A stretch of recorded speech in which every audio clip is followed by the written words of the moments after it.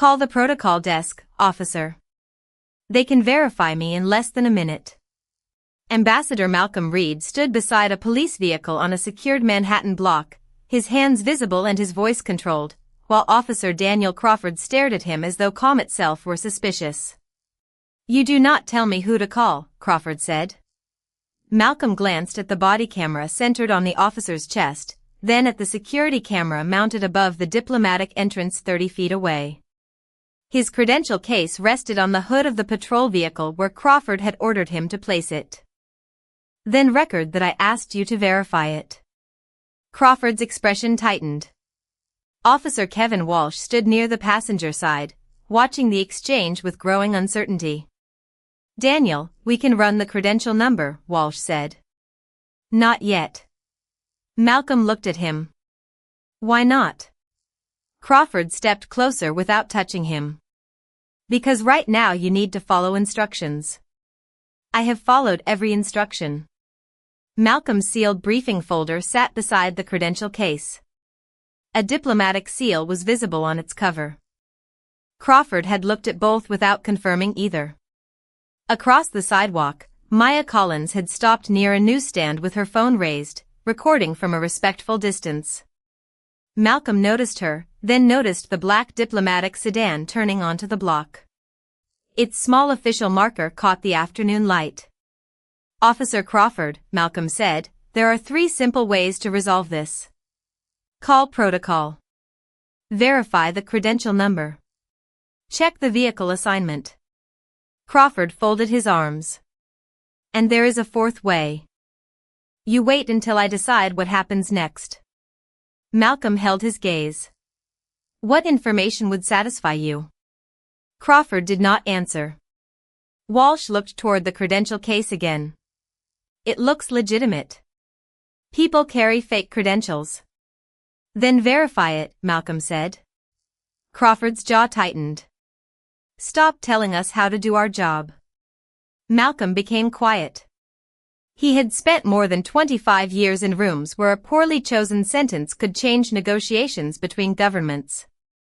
He knew the difference between surrendering dignity and refusing to waste it. So he waited. Traffic moved behind the barricades. A horn sounded somewhere on First Avenue. The diplomatic sedan stopped near the security checkpoint, and its driver looked toward Malcolm with visible confusion. Malcolm's phone began vibrating inside the belongings tray on the patrol hood. The screen lit up. Elena Torres. United Nations Protocol. Crawford saw the name. "Do not touch the phone." Malcolm did not move. "I was not going to." The call stopped. 3 seconds later, it began again. Walsh looked at Crawford.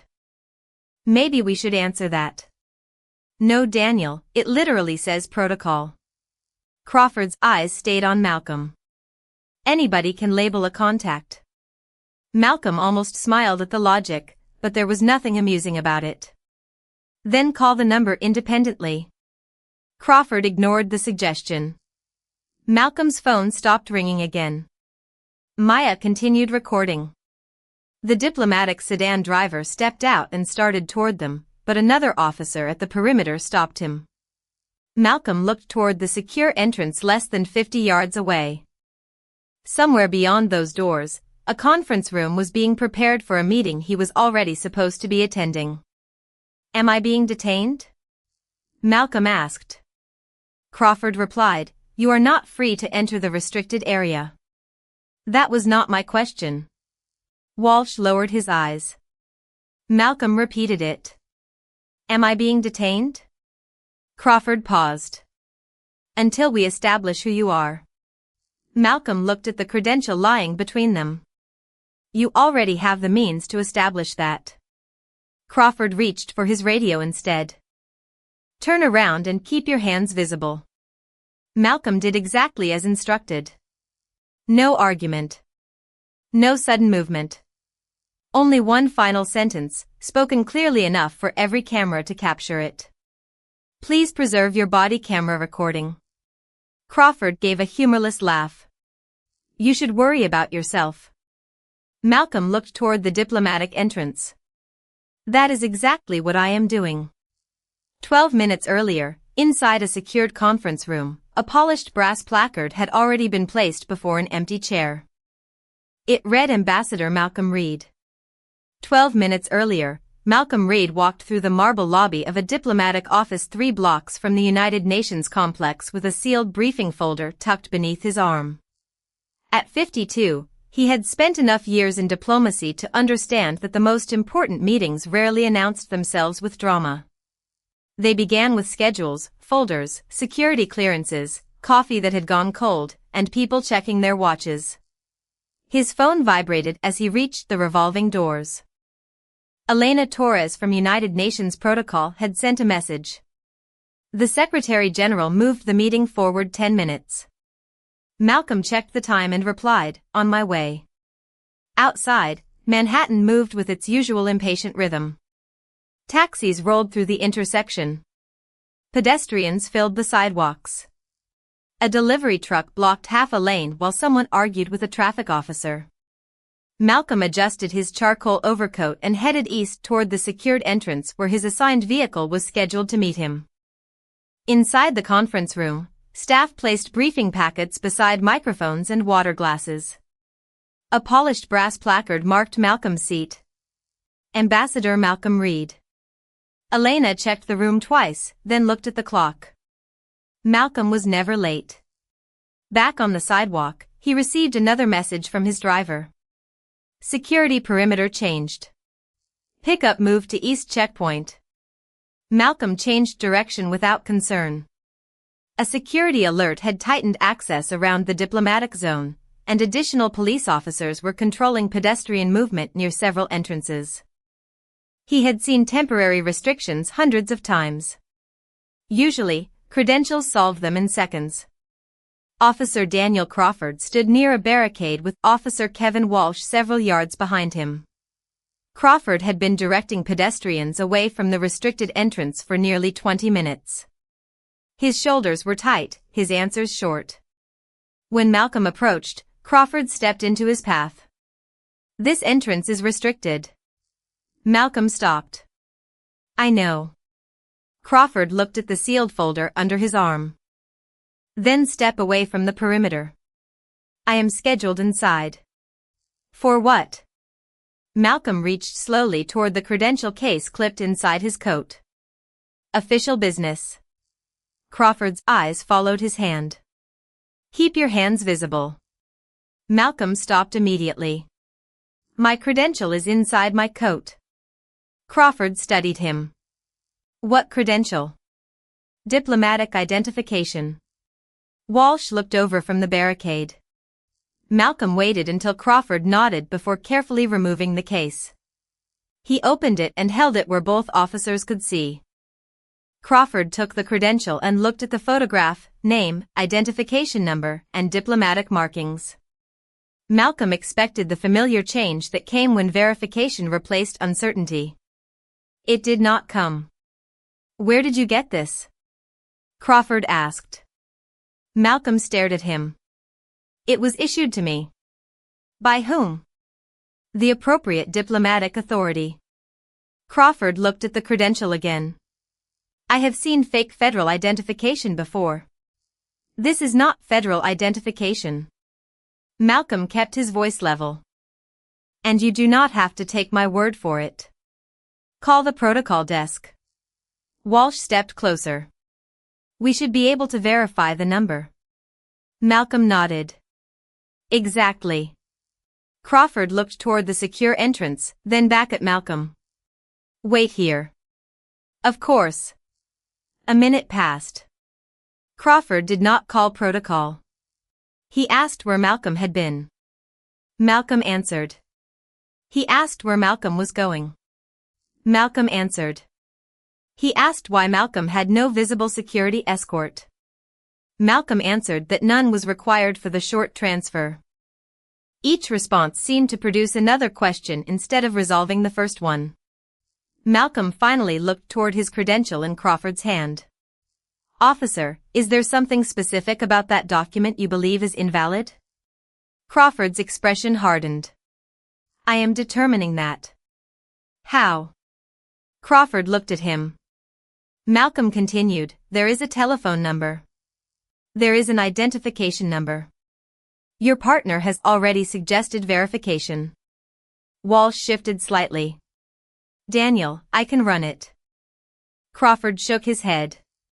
Not yet. Malcolm heard the words and understood that the problem had changed. This was no longer about whether proof existed. Proof was standing between Crawford's fingers. The question was whether Crawford was willing to let it count. Malcolm's phone began vibrating inside his coat. Elena Torres. United Nations Protocol.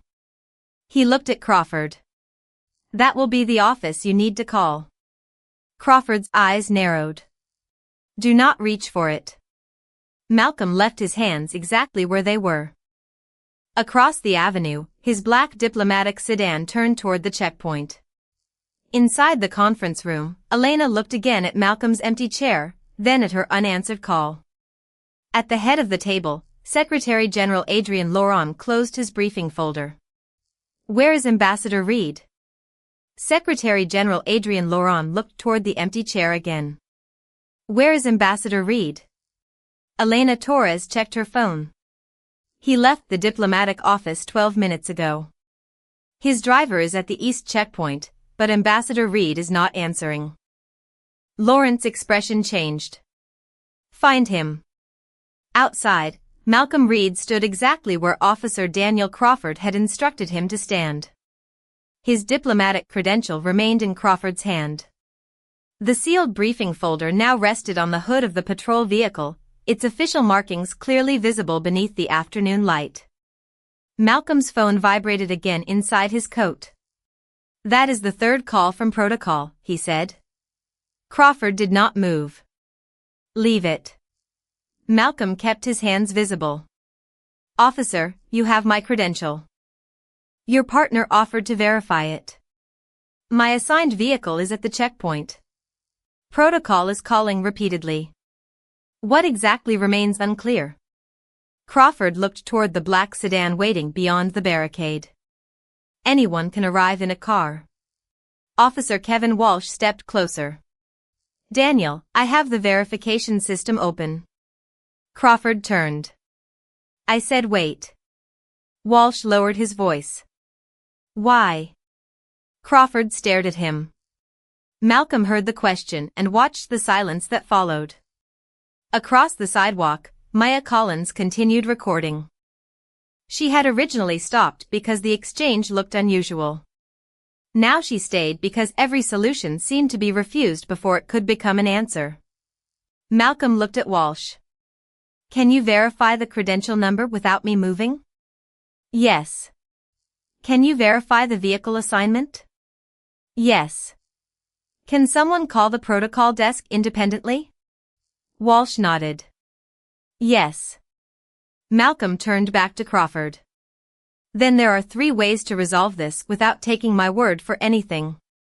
Crawford's face tightened. You need to stop directing this contact. I am not directing it. I am trying to end it. Malcolm's phone stopped vibrating. A second later, Crawford's radio came alive. Dispatch asked whether officers at the East Diplomatic Checkpoint had contact with a man named Malcolm Reed. Walsh immediately reached for his radio. Dispatch, we have a Malcolm Reed here. Crawford looked sharply at him. The dispatcher continued. United Nations Security was requesting confirmation of his location. Malcolm said nothing. Walsh looked at the credential in Crawford's hand. Daniel. Crawford ignored him and asked dispatch, what is the reason for the request? Protocol reports Ambassador Malcolm Reed is overdue for a secured meeting. The word ambassador seemed to change the temperature of the sidewalk. Maya's phone remained steady. Walsh looked directly at Crawford. Verify the number. Crawford hesitated. Malcolm watched him carefully. Officer, this is the moment where the easiest decision is also the correct one. Crawford's eyes narrowed. Turn around. Malcolm did not move at first. For what reason? You have repeatedly interfered with perimeter instructions. Walsh stepped forward. Daniel, wait. Crawford's voice became firmer. Turn around and keep your hands visible. Malcolm slowly complied. Am I under arrest? You are being detained while we establish your identity and authority to enter this area. Malcolm looked over his shoulder. You have my identity in your hand. Face forward. Malcolm did. His breathing remained even. Years of negotiation had taught him that anger could be justified and still be strategically useless. Please preserve your body camera recording, he said. Crawford gave a short, humorless laugh. You should worry about yourself. That is exactly what I am doing. Walsh stared at the credential again. He entered the identification number into the verification system before Crawford could stop him. The screen loaded for several seconds. Then Walsh's expression changed. Daniel. Crawford did not answer. Daniel, it is confirmed. Crawford turned toward him. Walsh read from the screen. Malcolm Reed. Ambassador. Active diplomatic credential. Authorized for today's secured meeting. Crawford became still. Malcolm remained facing the patrol vehicle. Vehicle assignment, he asked quietly. Walsh checked. Black diplomatic sedan. East checkpoint. Matches the vehicle waiting behind us. Maya lowered her phone slightly, stunned by how little time verification had required. Malcolm turned his head just enough to speak. May I face you now? Crawford did not answer immediately. Before he could, another black vehicle entered the secured block. Elena Torres stepped out before it had fully settled at the curb, followed by Deputy Commissioner Robert Hayes. Elena saw Malcolm beside the patrol vehicle, his briefing folder on the hood, and his credentials still in Crawford's hand. She stopped. Ambassador Reed? Malcolm looked toward her. Good afternoon, Elena. Her face hardened. Hayes looked at Crawford. Officer, tell me you verified that credential before this went any further. Walsh looked down. Crawford said nothing. Hayes's gaze moved to the active body camera on Crawford's chest. That was not a rhetorical question. Deputy Commissioner Robert Hayes stopped beside the patrol vehicle and looked from Malcolm Reed to Officer Daniel Crawford. Did you verify the credential before detaining him? Crawford held Malcolm's diplomatic identification in one hand. We had an active security perimeter, sir. I was establishing whether he had authorization to enter. Hayes looked toward Officer Kevin Walsh. Was authorization established? Walsh nodded. Yes, sir. Active diplomatic credential. Vehicle assignment confirmed. Meeting authorization confirmed. Hayes turned back to Crawford. When did you run it? Walsh answered carefully. Just before you arrived. How long had you had the credential? Crawford's jaw tightened. Several minutes. Malcolm remained beside the patrol vehicle, hands visible, expression composed. Elena Torres walked toward him. Ambassador, are you all right? I am. Her eyes moved to the sealed briefing folder on the hood. That folder is for the Secretary General's meeting. Malcolm nodded. That is where I was going. Hayes looked at Crawford. Did he tell you that? He said he was on official business. Did he ask you to contact protocol? Crawford hesitated.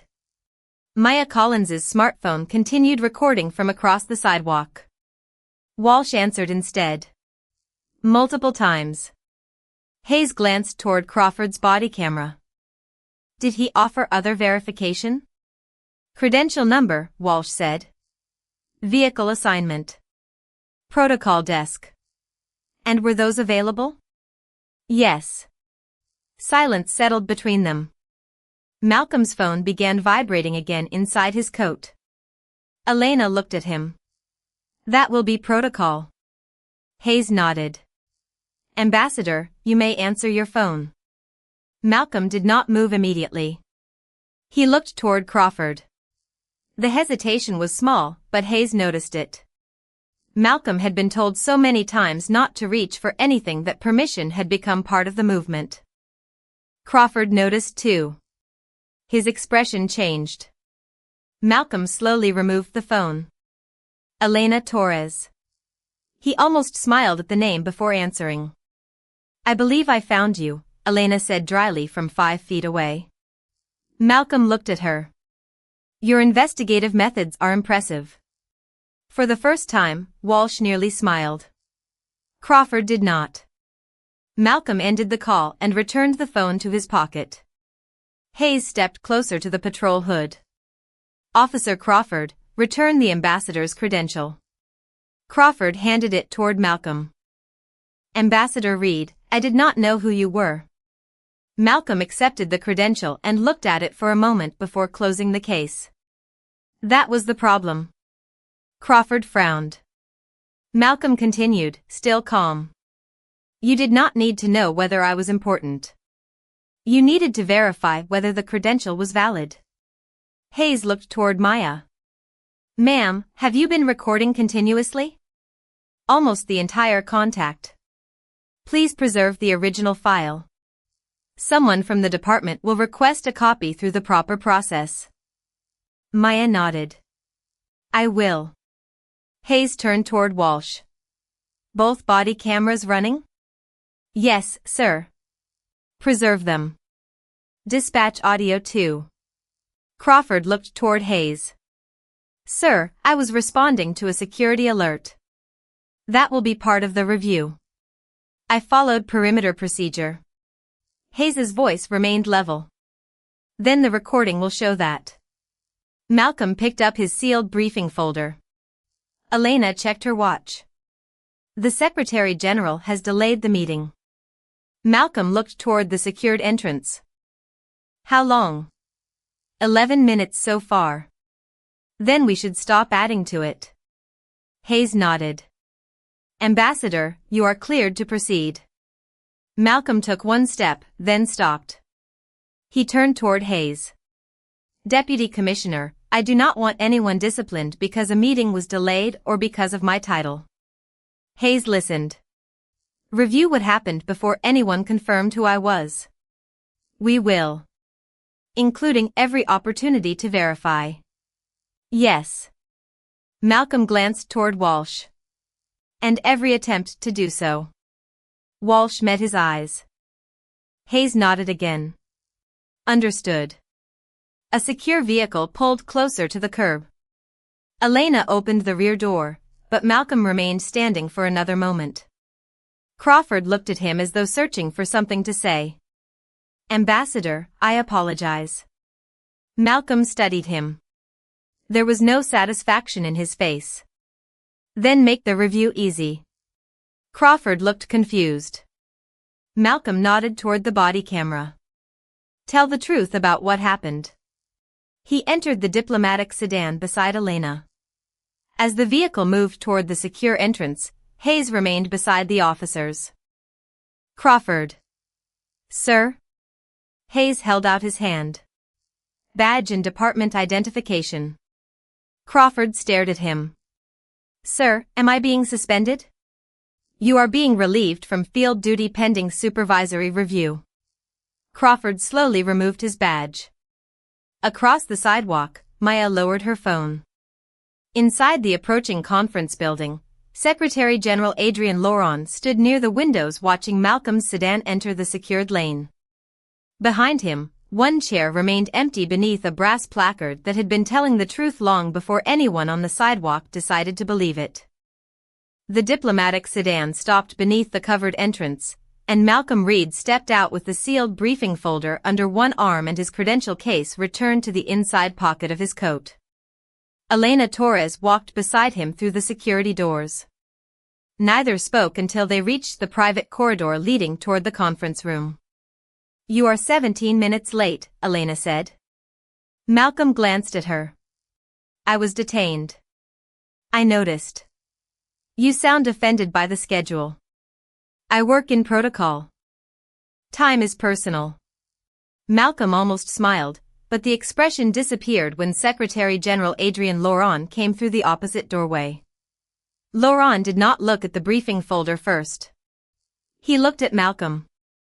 Are you all right? Yes. Were you arrested? Malcolm considered the word carefully. I was detained and prevented from entering until my identity and authorization were verified. Elena looked at him. After you gave them the credential? Yes. After you asked them to call us? Several times. Laurent became very still. And the officer refused? He delayed verification. Malcolm kept his voice measured. His partner eventually checked the credential number. Deputy Commissioner Hayes arrived shortly afterward. Laurent looked toward Elena. Where is the officer now? Relieved from field duty pending supervisory review. Laurent nodded once. Good. Malcolm's expression changed. Not good. Laurent looked at him. No.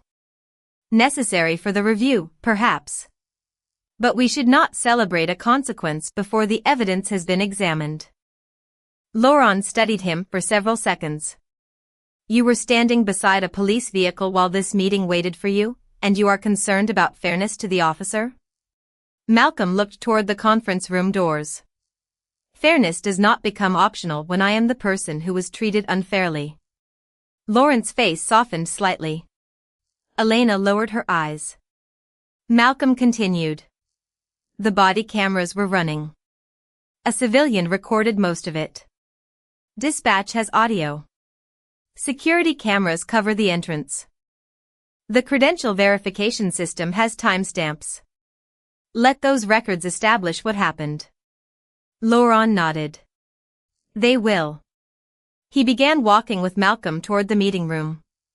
But there is another issue. Which is? The moment everyone learned your title, the room changed. Malcolm stopped. Yes. That concerns me more than the delayed meeting. Malcolm looked at him. Laurent continued. If they had stopped a delivery driver, a translator, or a junior diplomat with the same valid credential, would anyone important have arrived quickly enough to force verification? Malcolm did not answer immediately. That is the right question. Laurent opened the conference room door. Around the table, delegates looked up. Malcolm's empty chair waited halfway down the polished surface. The brass placard stood in front of it. Ambassador Malcolm Reed. Nobody applauded. Malcolm preferred that. He crossed the room, placed the sealed folder beside the placard, and sat down.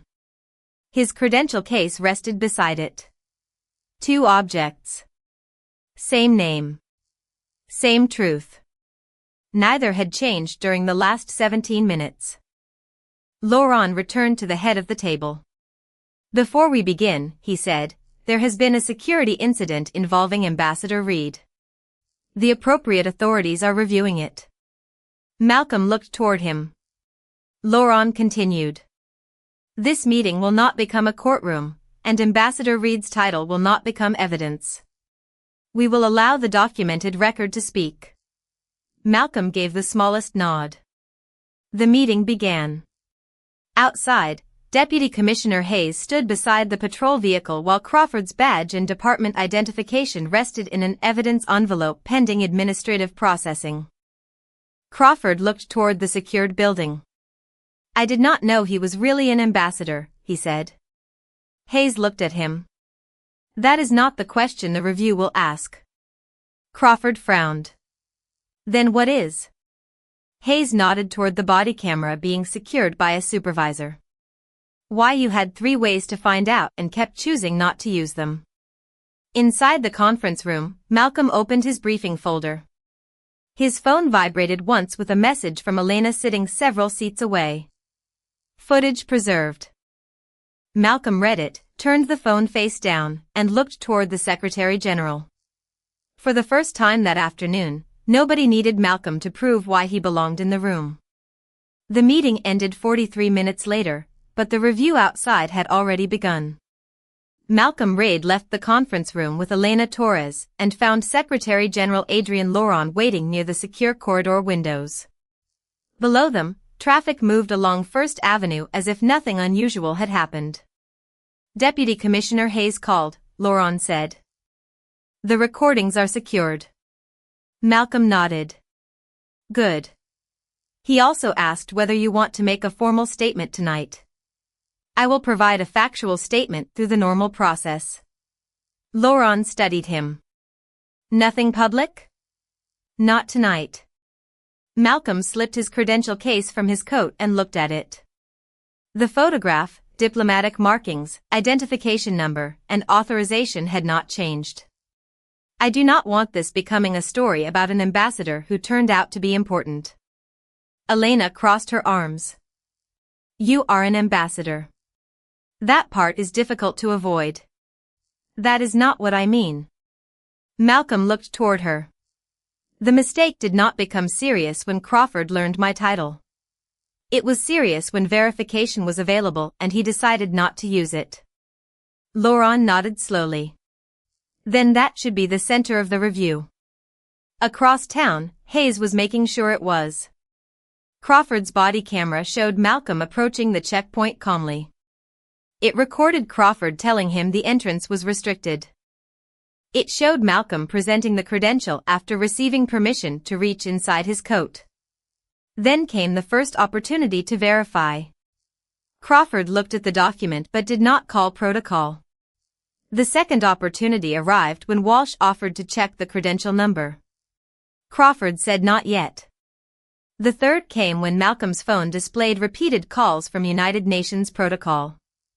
Crawford refused to use them as a verification path. The fourth arrived when the diplomatic sedan appeared at the checkpoint. Then dispatch itself asked whether officers had contact with Malcolm Reid. Hayes paused the recording. How many chances did he need? A supervisor asked. Hayes did not answer. Count them. Do not characterize them yet. They continued. Walsh entered the credential number. Active. Vehicle assignment matched. Meeting authorization matched. Minutes later, Elena and Hayes arrived.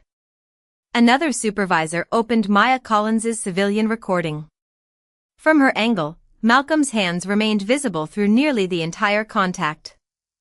His voice never rose. He repeatedly offered verification options. Hayes wrote each one down. Protocol desk. Credential number. Vehicle assignment. Security cameras. Dispatch confirmation. None required Malcolm to be believed simply because he said he was an ambassador. That mattered. Hayes then reviewed Walsh's body camera. It captured something Crawford's angle did not, Walsh repeatedly looking toward the verification system and hesitating before challenging his partner. Hayes marked the timestamp. The review would not flatten two officers into one decision. Near sunset, Hayes called Malcolm. Ambassador Reid, I have a preliminary timeline.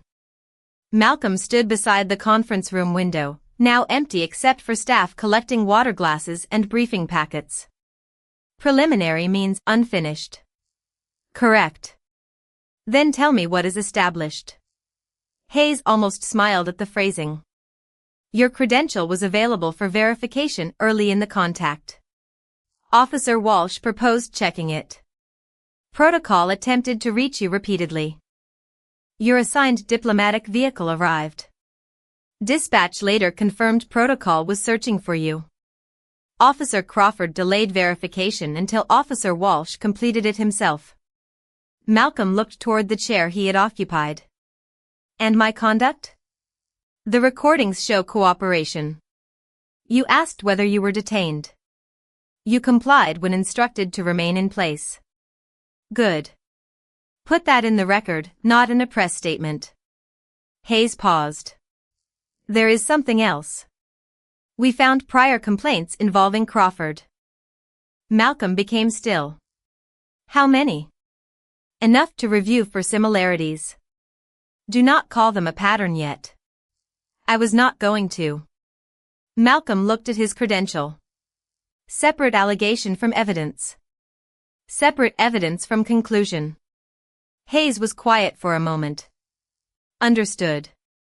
And Walsh? Reviewed separately. His attempts to verify will be documented. Malcolm nodded. That matters too. After the call, Laurent entered the room. What did they find? Malcolm returned the credential to his coat. They found what the cameras remember. Laurent waited. Malcolm looked at the empty chair and its brass placard. Now they have to decide what it means. By the next morning, the sidewalk encounter had become a formal administrative review, but Malcolm Reed refused every invitation to turn it into a personal campaign. Deputy Commissioner Robert Hayes assembled the body camera recordings, dispatch audio, credential verification timestamps, diplomatic vehicle assignment, security footage, and Maya Collins's original video. Each source answered a different question. Together, they reconstructed a sequence that left little room for memory to improve itself after the fact. Officer Daniel Crawford had legitimate authority to protect the restricted perimeter. Malcolm had never disputed that. The problem began after Crawford received information that could have resolved his concern and repeatedly postponed using it. The diplomatic credential had been available. Officer Kevin Walsh had offered to verify the number. United Nations protocol had called multiple times. Malcolm's assigned sedan had arrived at the checkpoint. Dispatch itself had eventually asked whether officers had contact with Ambassador Malcolm Reed. Yet verification happened only when Walsh entered the credential number himself.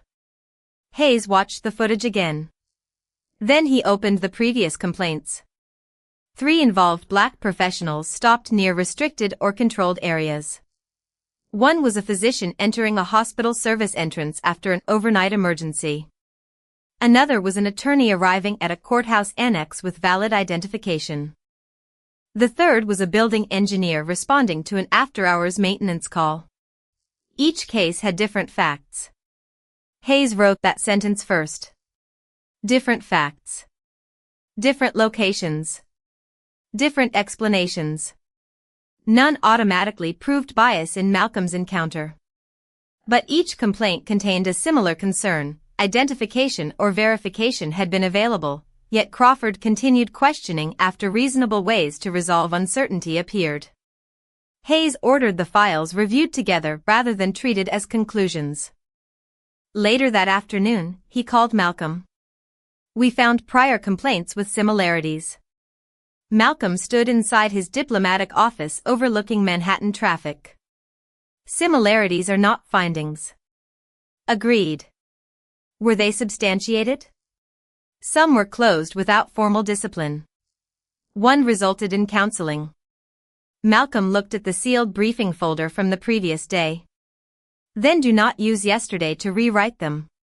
Review what actually happened in each case. Hayes paused. You are making my job harder. That is usually what fairness does. Hayes almost laughed. There is another question. The department wants your position on Crawford remaining off field duty during the review. Malcolm's expression became still. Why would my position matter? Because you were the person detained. That makes me a witness and complainant, not his supervisor. Hayes leaned back in his chair. Understood. Malcolm continued, if policy requires administrative reassignment while the review continues, follow policy. Do not invent a harsher rule because my placard happened to say ambassador. Across town, Crawford sat with a department representative reviewing his own body camera. When the recording reached Malcolm saying, call the protocol desk, Crawford looked away. The reviewer paused the video. Why did you not call? Crawford answered, the perimeter was under heightened security. I did not want an outside caller controlling the contact. The protocol desk was not an outside caller. You could have obtained the number independently. Crawford said nothing. The recording continued. Walsh offered verification. Crawford delayed. Malcolm's phone displayed protocol. Crawford dismissed it. The diplomatic sedan arrived. Crawford remained unconvinced. Dispatch asked about Malcolm by name. Only then did Walsh verify the credential. The reviewer paused again. At what point would information have been enough? Crawford stared at the frozen image of Malcolm standing with his hands visible. He had no answer.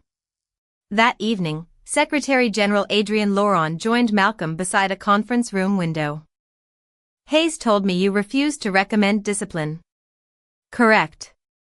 After everything? Malcolm looked toward the empty chair bearing his brass placard. Especially after everything. Laurent studied him. Malcolm continued, if accountability depends on my anger, it is not accountability. It is influence. His phone vibrated. A message from Hayes appeared. Formal review proceeding. Prior complaints under separate examination. Malcolm read it and locked the screen. Laurent looked toward the credential case resting beside the placard. Yesterday that document could not convince one officer you belonged here. Malcolm picked it up. The document was never confused. He slipped it into his coat. People were. 2 weeks later, Deputy Commissioner Robert Hayes completed the formal findings after reviewing every available record one final time. The conclusion did not say Officer Daniel Crawford had been wrong to approach Malcolm Reed during a heightened security alert. It focused on what happened afterward. Crawford had received a valid diplomatic credential and delayed verification. Officer Kevin Walsh had offered to check the identification number and had been told to wait. United Nations protocol had repeatedly attempted contact. Malcolm's assigned diplomatic sedan had arrived at the checkpoint. Dispatch had asked for Malcolm by name. Each new fact reduced uncertainty, yet Crawford continued treating uncertainty as though nothing had changed. The department sustained findings involving failure to use readily available verification and failure to reassess the basis for continued detention as contradictory information accumulated. The previous complaints were evaluated separately. They did not determine the outcome of Malcolm's case, but the similarities were serious enough to trigger a broader supervisory review of Crawford's prior contacts and the department's earlier handling of complaints. Walsh's conduct was documented independently, including his repeated attempts to verify Malcolm's credential and his eventual decision to complete the check. Crawford remained removed from field duty while final personnel action proceeded under department rules. Hayes called Malcolm that afternoon. The findings are complete. Malcolm stood beside his office window with his credential case resting on the desk. Were they based on the recordings and records? Yes. Were the previous complaints treated as separate cases? Yes. Then let the process continue. Hayes paused. You still do not want to recommend an outcome? No, you know people expect you to. Malcolm looked toward the credential. People expected that document to become more valid after someone recognized my title. They were wrong about that too. Hayes was quiet. Malcolm continued, if Crawford violated policy, impose whatever consequence policy supports. If the evidence supports something more serious, follow that evidence. But do not add punishment because the Secretary General knows my name. Several days later, the department announced procedural changes for officers assigned to sensitive security perimeters. When credentials could be independently verified, officers would be expected to use available verification systems promptly. Supervisors would also review repeated complaints involving similar delays in recognizing valid identification. Malcolm read the announcement once and put it aside. The reforms mattered. They were not a victory parade. That evening, Adrian Laurent asked Malcolm to stop by his office. The Secretary General stood near the window overlooking the East River. Hayes informed me the administrative process is moving forward, Laurent said. Yes. And Crawford? Still subject to the process. Laurent turned. You have shown remarkable patience. Malcolm shook his head. Patience is waiting for a delayed train. This is restraint. Laurent considered the distinction. Is restraint always the right answer? No. Malcolm walked toward the window. Sometimes silence protects wrongdoing. Sometimes authority has to act.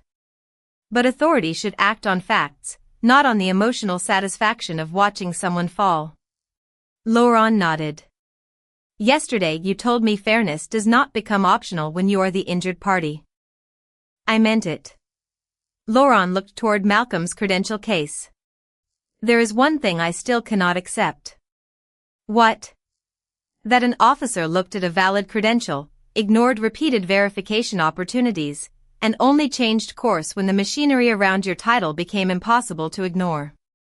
Malcolm's expression softened. Then do not focus on what happened after they learned who I was. What should I focus on? Who they thought I might be before they checked. Laurent became silent.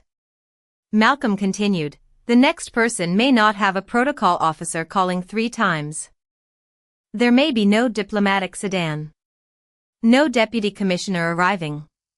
No secretary general waiting for an empty chair. Laurent looked toward him. Then what protects that person? Malcolm answered without hesitation. Procedure, if people actually follow it. The next morning, Hayes met Crawford for the final administrative step before the personnel board considered the sustained findings. Crawford's badge remained secured rather than returned to field use. Hayes placed the written findings on the table between them. Crawford looked at the first page. Ambassador Reed asked for this? No. Crawford looked up. Hayes continued, he specifically refused to recommend what should happen to you. Crawford seemed genuinely surprised. Why? Hayes leaned back. Because he believes the evidence should decide what your badge means now. Crawford looked down at the document. For the first time since the sidewalk encounter, Malcolm Reed was nowhere in the room, yet every decision Crawford had made remained there in timestamps, recordings, and unanswered opportunities to verify the truth. 3 weeks later, Malcolm Reed returned to the same secured Manhattan entrance where Officer Daniel Crawford had stopped him. The afternoon looked almost ordinary. Traffic moved along First Avenue. Security officers checked vehicles. Pedestrians waited at the corner while the light changed. Malcolm stepped from his black diplomatic sedan carrying another sealed briefing folder beneath his arm. His charcoal overcoat was the same one he had worn that day. Inside the pocket was the same credential case.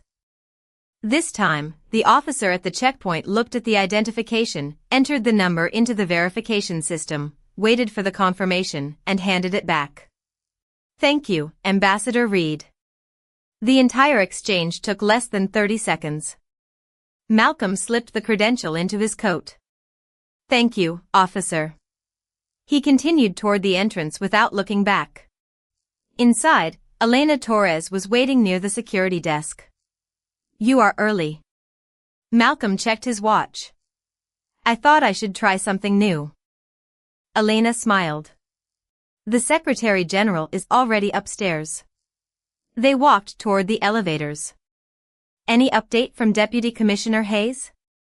Malcolm asked. The personnel process concluded this morning. Malcolm stopped. Elena looked at him. Crawford received disciplinary consequences based on the sustained findings. His return to field responsibilities, if any, will depend on the department's requirements and the broader review. The previous complaints are still being examined separately. Malcolm nodded once. And Walsh? His record reflects that he repeatedly attempted verification and ultimately completed it.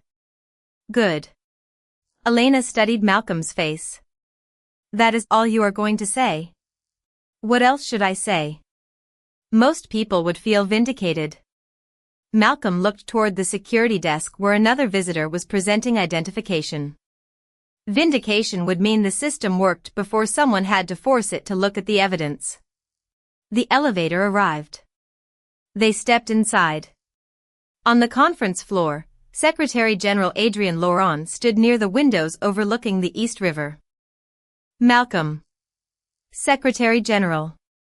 Laurent gestured toward the conference room. Your chair is waiting. Malcolm almost smiled. It usually is. Laurent became more serious. Hayes called me too. Then you know. I know Crawford faced consequences. Malcolm looked through the glass wall toward the conference table. That was never the part one cared about most. What was? Whether the next officer standing at that checkpoint understands that verification is not a favor. Laurent nodded slowly. And if they do? Malcolm touched the credential case inside his coat. Then perhaps the next person will never need anyone powerful to come looking for them. The conference room doors opened. Delegates were already taking their seats. Malcolm walked toward the same place he had occupied 3 weeks earlier. The brass placard stood before the chair. Ambassador Malcolm Reed. He placed the sealed briefing folder on the table, then removed his credential case and set it beside the placard. For a moment, he looked at the two objects together. One had been questioned. The other had been waiting for him all along. Neither had ever disagreed about who he was. Elena entered and took her seat farther down the table. Laurent remained at the head. Nobody mentioned Crawford. Nobody mentioned the sidewalk. Nobody applauded Malcolm for entering a room where he had always belonged. That absence of spectacle felt right. Laurent opened the meeting. Outside, officers continued checking credentials at the secured perimeter. A delivery driver presented identification. The officer verified it and waved him through. A translator approached next.